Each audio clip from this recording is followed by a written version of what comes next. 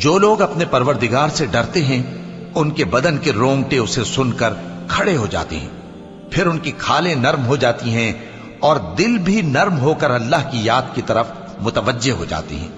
यही अल्लाह की हिदायत है, वो इससे जिसको चाहता है हिदायत देता है, और जिसको अल्लाह गुमराह रहने दे उसको कोई हिदायत देने वाला नहीं। भला जो शख्स क़यामत के दिन अपने चेहरे पर बुरे अजाब को रोकता हो, क्या वो वैसा हो सकता है जो चैन में हो? और जालिमों से कहा जाएगा कि जो कुछ तुम करते रहे थे अब उसके मजे चखो।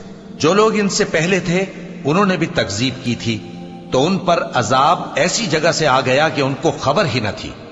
फिर उनको अल्लाह ने दुनिया की जिंदगी में रसवाई का मजा चखा दिया, और आखिरत का अजाब तो बहुत ही बड़ा है। काश ये समझ रखते।